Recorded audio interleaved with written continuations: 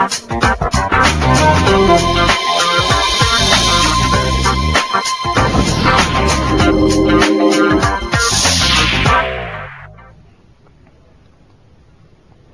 আলাইকুম দর্শক, আপনাদের স্বাগত জানাই 2015-16 অর্থ বছরের বাজেট নিয়ে বাংলা ভিশনের দৈনিক টক শো বাজেট ভাবনায়। আবারও আসছে জুন মাস। জুন মানেই আরেকটা জাতীয় বাজেট। আগামী 4 জুন ঘোষিত হতে যাচ্ছে নতুন বাজেট। আমাদের এই দৈনিক আয়োজনে আমরা জাতীয় বাজেটের নানা দিকের সূক্ষ্ম বিশ্লেষণের চেষ্টা করব। আজ প্রথম দিনে আমরা বোঝার চেষ্টা করব আমাদের বাজেট প্রণয়ন, অর্থায়ন ও বাস্তবায়ন প্রক্রিয়ার দর্শনের দিকটা, অর্থাৎ যে চিন্তা কাঠামোর ভিত্তিতে বাজেট সংক্রান্ত সিদ্ধান্তগুলো নেওয়া হয় তার সক্ষমতা ও দুর্বলতা নিয়ে। এজন্য আজ আমাদের স্টুডিওতে হাজির হয়েছেন দেশের বিশিষ্ট 2 অর্থনীতিবিদ। আছেন অর্থনীতি গবেষণা প্রতিষ্ঠান পলিসি রিসার্চ ইনস্টিটিউটের নির্বাহী পরিচালক ডক্টর আহসান হাবিব মনসুর, আর আছেন ইকোনমিক রিসার্চ গ্রুপের গবেষণা পরিচালক ডক্টর সাজ্জাদ জহির। আপনাদের দুজনকে অসংখ্য ধন্যবাদ আমাদের স্টুডিওতে আসার জন্য এবং আমাদেরকে এই আলোচনাকে সমৃদ্ধ করার জন্য। দর্শক, শুরুতেই আলোচনার সুবিধার জন্য আমরা দেখে নেব একটি ভিডিও ক্লিপ। আগের বাজেটগুলোর বাস্তবায়নের দুর্বল হার আর মানের কোনো পর্যালোচনা ছাড়াই আরও একটি জাতীয় বাজেট প্রণয়নের কাজ চলছে। জানা গেছে নতুন জাতীয় বাজেটের আকার হতে যাচ্ছে 3 লাখ কোটি টাকারও বেশি। অর্থ বছরের প্রথম 10 মাসে উন্নয়ন বাজেটের বাস্তবায়ন হয়েছে মাত্র 56%, আর 80,315 কোটি টাকার উন্নয়ন বাজেট ছেটে করা হয়েছে 75,000 কোটি টাকা। তারপরও আগামী অর্থ বছরের জন্য এডিপিতে অনুমোদন হয়েছে 97,000 কোটি টাকা। বাস্তবায়নের মান আর হারে ধারাবাহিক ব্যর্থতার কারণ পর্যালোচনা ছাড়াই বাজেটের আকার বাড়িয়ে যাওয়াকে অনেক বিশ্লেষক অযৌক্তিক মনে করছেন। কারো কারো মতে জবাবদিহিমূলক সুশাসন প্রতিষ্ঠা হচ্ছে না বলেই বাজেট বাস্তবায়নের মান প্রশ্নবিদ্ধ থেকে যাচ্ছে। বাণিজ্য উদারীকরণের সুবাদে সরকারের রাজস্ব আদায়ের এখন বড় উৎস ভ্যাট আর আয়কর। জানা গেছে আগামী অর্থ বছরে বড় ধরনের রাজস্ব আদায়ের লক্ষ্যমাত্রা থাকবে। মূলত করের আওতা বাড়িয়ে বাড়তি কর আদায়ের পরিকল্পনা সরকারের। রাজনৈতিক বিবেচনাকে পাশ কাটিয়ে জনসেবা আর উন্নয়নকে লক্ষ্য করে প্রণয়ন না করা হলে জাতীয় বাজেট কখনোই সাধারণ মানুষের জন্য তেমন কোনো সুখবর আনতে পারবে না বলেই মনে করছেন বিশ্লেষকরা।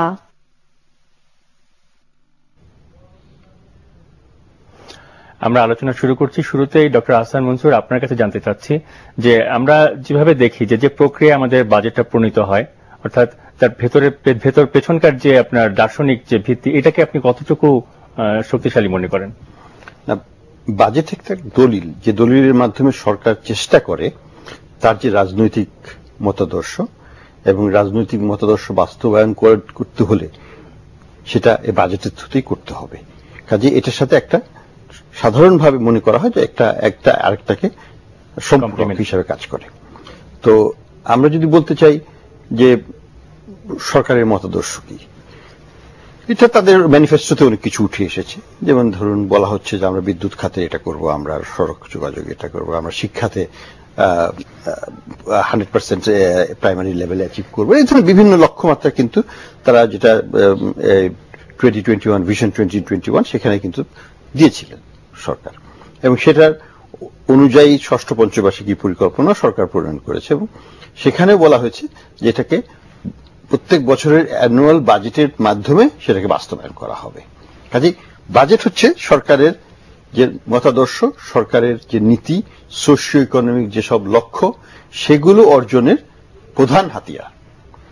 এবং বাজেটে দুটো জিনিস থাকে, একটা হচ্ছে পলিসি কম্পোনেন্ট অ্যানাউন্সমেন্ট, সেটা ঘোষণাপত্র থাকে, আর একটা থাকে যেটা হচ্ছে ব্যয় এবং আয়ের একটা হিসাব, এবং ব্যয়ের মাধ্যমে সরকার সাধারণত ওই সোশিও ইকোনমিক অবজেক্টিভগুলো অর্জনের জন্য প্রচেষ্টা করে। তো এই সামগ্রিক পটভূমিতেই আমাদেরকে দেখতে হবে, যদি আমরা বিশ্লেষণই করতে চাই যে আসলে সরকার যেটা চাচ্ছে সেইভাবে কি ব্যয়ের নীতিমালাটা হচ্ছে কিনা, সেইভাবে ব্যয়ের যে আমি বলবো যে ব্যয়ের যে একটা কোয়ালিটি, গুণগত মান, সেটা ঠিক হচ্ছে কিনা, এবং সামগ্রিকভাবে এই ব্যয়ের মাধ্যমে আমাদের যে অর্জন অর্থাৎ আউটকাম সেটা হচ্ছে কিনা। আমি জাস্ট আউটলাইন করে দিলাম। তারপরে হচ্ছে বিশ্লেষণের ব্যাপার হচ্ছে যে এটা প্রত্যেকটা খাতকেই আমরা বিশ্লেষণ করে দেখতে পারি যে সেখানে লক্ষ্য কতখানি অর্জন হয়েছে, কতখানি হয় নাই। এটা তো 0 আর 1 নয়, কোথাও মাঝামাঝি, হয়তো কোথাও 80% হয়েছে, কোথাও হয়তো 10% হয়নি। সে সব মিলিয়েই হচ্ছে অর্জন। তো সেটা আমি এখনই যাচ্ছি না এই প্রথম পর্যায়ে, কিন্তু এই হচ্ছে মতাদর্শ এবং এটার বাজেটের relevance to that political philosophy এবং socio economic objective of the political party যেটা পাওয়ারে আছে, তাদের সাথে তাদের নীতিমালা বাস্তবায়নের জন্য বাজেটকে এইভাবেই ব্যবহার করা উচিত এবং করা হয়ে থাকে। লক্ষ্য অর্জন হয় কিনা সেটা হচ্ছে বাজেটের অর্জনের উপর। জনাব জহির, বাজেট তো এক ধরনের রাজনৈতিক দলিল। তো আপনি কি মনে করেন যে এই যে আপনার যে দর্শনে যে কথাটা আসলো যে সরকারের মতাদর্শই আসলে প্রতিফলিত হবে এবং সেভাবে আপনার বাস্তবিত হবে, এটা কতটুকু কি হচ্ছে, মানে বাস্তবে আসলে কি হচ্ছে? একটা দিক হাসান ভাই যেটা তুললেন সেটা হচ্ছে যে রাজনৈতিক দলের মতাদর্শ কতটুকু প্রতিফলিত বাজেটে হচ্ছে, আরেকটা হচ্ছে বাজেটের দর্শন। বাজেটের যেটা উনি তুললেন যে একটা তো আছে পিওরলি হিসাবের ব্যাপার, একটা সরকারি খতিয়ান, আয় ব্যয় তার খতিয়ানটা ফাইন্যান্সিয়াল স্টেটমেন্ট হিসেবে। দ্বিতীয় একটা দিক যেটা তুললেন যে অর্থনৈতিক এবং আমি বলবো এইভাবে নীতিগত দিক, এই দুটা দিকের উপরে গুরুত্ব রেখে কিছু জিনিস বলা থাকে।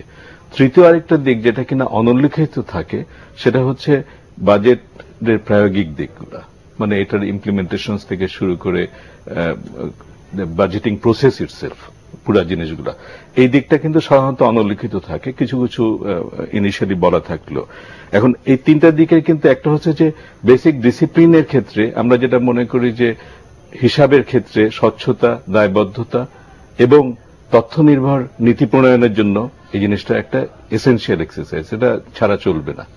কিন্তু এখানে যে আমার মনে হয় কিছু কিছু জায়গায় অস্বচ্ছতা রয়ে গেছে, যেটাকে স্বচ্ছ করার প্রয়াস নেওয়ার দরকার, কিন্তু সেটা শুধু একটা রাজনৈতিক দলের ব্যাপার না, এটা সামগ্রিকভাবে দীর্ঘদিন ধরে সে আলোচনা আমরা যেতে পারি যে কোন কোন জায়গায় অস্বচ্ছতা আমরা দেখতে পাই, কোন কোন জায়গাতে কনসলিডেটেড একটা স্টেটমেন্ট পাওয়া যাচ্ছে, কোন জায়গাতে পাবলিক এজেন্সিস থেকে যেটা সরকারের যেগুলো পাচ্ছে, যেরকম তেলের আলোচনাটা উঠছে, তেলের থেকে যে সাশ্রয়টা হচ্ছে সেটা কতটুকু যাচ্ছে, এখানে অস্বচ্ছতা রয়ে গেছে। দ্বিতীয় দিকটা আসছে যেটা আলোচনা পরের দিকে যাওয়ার চিন্তা করা হচ্ছে যে নীতিগতভাবে কি দেখতে পাচ্ছে, এবং সেখানে আমার মনে হয় যে শুধু একটা রাজনৈতিক দলের ভাবাদর্শগত জিনিসটা হিসেবে বাজেটকে দেখাটা কিছুটা একপেশে হবে। কারণ একটা বিশ্বায়িত সমাজে একটা দেশের বাজেটটা কিন্তু অনেকাংশেই কিন্তু আন্তর্জাতিক অনেক কিছু লেনদেনের সাথে জড়িত আছে। তো আন্তর্জাতিক পর্যায়ে যে আর্থিক লেনদেনের যে বিরাট পরিকল্পনা আন্তর্জাতিক পর্যায়ের প্রতিষ্ঠানগুলো করে, তাদের সাথে কিন্তু একটা সঙ্গতি রাখার বিষয় আসে। কতটুকু টাকা পাবো, যেটা আমরা রিসোর্স এনভেলপ বলে থাকি, যে সম্পদ কতটুকু আসছে, এই হিসেব নিকেশগুলো দুভাবে তো হতে পারে। বাবা বলল আমাকে যে তোমাদের জন্য এত টাকা আছে, ভাগ করো কিভাবে। আন্তর্জাতিক পর্যায়েও সেটা চলছে, এটা হাসান ভাই অবশ্যই আরো বেশি বলতে পারবেন। সুতরাং এই জিনিসটার ক্ষেত্রে কিন্তু এক পেশে হবে যদি আমরা বলি যে একটা রাজনৈতিক দলের ভাবাদর্শ, তাহলে মনে হয় পুরো জিনিসটা আমরা দেখতে পাবো না। এটা আমি আপাতত তুলে রাখছি। আর তৃতীয় যে বিষয়টা তুলছিলাম যে প্রায়োগিক দিকের ক্ষেত্রে, সেখানে কিন্তু আরেকটা খেলা চলে মিনিস্ট্রি লেভেল থেকে, হ্যাঁ, এবং জনগণের এন্ডোর্সমেন্টের নামে কি চলে সেটা কিন্তু আরেকটা আলোচনা বিষয়। সুতরাং বাজেটের অন্তর্নিহিত এই তিনটা দিক নিয়ে আমার মনে হয় ভিন্নভাবে ভাবার অবকাশ আছে। জি জনাব মনসুর, আমি একটু জানতে চাচ্ছিলাম যে আমরা দেখলাম যে এই অর্থ বছরের 10 মাস পার হয়ে গেল, মাত্র 2 মাস বাকি। সরকারি হিসেবে, যদি সেই হিসাব নিয়ে অনেক রকম বিতর্ক আছে, সেই হিসেবে 56% উন্নয়ন বাজেটের মাত্র 56% আপনার বাস্তবায়িত হচ্ছে, অর্ধেকের কিছুটা বেশি। আবার শুনছি যে পরের বছরের যে এডিপি সেটা কিন্তু এই বছরের চাইতে 29% বেশ বড় হচ্ছে। তো একদিকে আপনার বাজেটের মানে উন্নয়ন বাজেটের আপনার বাস্তবায়নের হারে করতে না পারা, খরচ করতে না পারা, পরবর্তীতে বাড়িয়ে যাওয়া, আবার সেটা নিয়ে তুষ্টি প্রকাশ করা, তা আমরা কি এক ধরনের দুষ্ট চক্রের ভেতরে পড়ে গেছে? আপনার কি মনে হয়? আমি ওইভাবে ঠিক দেখি না। আমি যেভাবে দেখি সেটা হচ্ছে যে টার্গেটটা একটু উঁচু মাত্রার, সেটা ঠিক, কিন্তু প্রত্যেক বছরে যদি আমরা হিস্টোরিক্যালি যদি আমরা দেখি একটা ট্রেন্ড কিন্তু আমরা পাই যে প্রথমত বাজেট থেকে 10% রিভাইজ বাজেটে থাকে না, অর্থাৎ ওইটুকু অর্জন হয় না। বিকজ সাধারণত রাজস্ব খাতে যে ঘাটতিটা হয় সেটা মেটাতে যে আমাকে ওইখানে কাট করে ফেলতে হয়। আমি তো বেতন কাটতে পারবো না, আমি সুদের টাকাও কাটতে পারবো না, আমি সার্ভিস খুব একটা কমাতে পারবো না। কাজে আমাকে যে তখন ডেভেলপমেন্ট বাজেটে বলা হয় ঠিক আছে ও কাজটা এই বছর না করে আগামী বছর করো, ওখান থেকে আমাকে 10,000 কোটি টাকা আমি সঞ্চয় করে নিয়ে আমার রেভিনিউর ইমব্যালেন্সটাকে মিটালাম। এই কারণে 10% কমে যায়। আর বাকি যেটা হয় 5% মতো, গত 2-3 বছরে কিন্তু রিভাইজ বাজেটের টু 95% মতো তারা ইমপ্লিমেন্ট করে। তো বাকি 5-7% সেটা ইমপ্লিমেন্টেশন শর্টফল হয় বছরের শেষে যে। তো এখন এখানে যেটা সমস্যা যেটা হচ্ছে সেটা যে সরকার সামহাও দেখা যায় যে তাদের যে স্পিড লেভেল আস্তে আস্তে বছরটা শেষ হয়ে যায় এবং লাস্ট কোয়ার্টারে যে প্রায় 45 থেকে 50% মতো ব্যয়টা হয় 3 মাসে, লাস্ট 3 মাসে। আপনি যেটা বললেন যে 10 মাসে এত, শেষ 2 মাসে কিন্তু এমন একটা দৌড় দেবে যে দৌড় নিয়ে কোয়ালিটি নিয়ে প্রশ্ন আছে। সেটাও তো মনে হয় একেবারে বাজেট বাস্তবায়ন করতে হবে বলেই করছি। কিছুটা তাই, কিছুটা হচ্ছে যে ওই টাকাটা থাকবে না, পরের বয়সে পাবো কিনা, ফলে কোয়ালিটি লস হচ্ছে এখানে। এবং গুণগত মানটাকে তখন অনেকাংশে বিসর্জন দিয়ে হলেও লাইন মিনিস্ট্রিগুলো বা এজেন্সিগুলো সেটাকে বাস্তবায়নের চেষ্টা করে। কিন্তু যে ভুলটা বছর পর বছর সেটা তো ভুল না বলে প্র্যাকটিসই বলা উচিত, এক ধরনের অভ্যাসই বলা উচিত। মনে হয় দুটো দিক তো একটা আছে এই পুরো প্রক্রিয়াতে। একটা হচ্ছে অ্যাকাউন্টিং রিজিডিটি কতগুলো আছে যে জুনের ভিতর, মানে এই নোশনটা কিন্তু কাগজে কলম আমরা সাধারণত যখন ইন প্র্যাকটিস কিন্তু সবসময় যে জুনের ভিতরেই আমাকে খরচ করতে হবে তা হয় না। এবং এটা রেসপন্স কিন্তু অনেক এজেন্সি যেটা করে যে অর্থগুলো অ্যালোকেশনটা যেটা ছিল সেটাকে খরচ দেখিয়ে দেয়, যেটা খরচটা এফেক্টিভলি পরেও হতে পারে। এটা একটা দিক বলছি। এবং সেখানে আমার মনে হয় প্রকিউরমেন্টের যে রিজিডিটিস গুলো আছে এবং আমরা অত্যধিক মাত্রায় মনে হয় ইনপুট বেসড মনিটরিং করি যে কোথায় কি যাচ্ছে, আউটপুট মনিটরিং দেখে আমরা কিন্তু চলছি না। টাকার মনিটরিং ওই জায়গাতে আমাদের হোল প্রকিউরমেন্ট পলিসিকে রিথিঙ্ক করার দরকার আছে আমার মনে হয়। আমরা এখন একটা ছোট্ট একটা বিরতিতে যাবো, বিরতির পরে আলোচনা উপস্থিত থাকবে। দর্শক, একটা বিরতির সময় এসেছে, খুব ছোট একটা বিরতি, শীঘ্রই ফিরে আসছে, আমাদের সঙ্গেই থাকুন।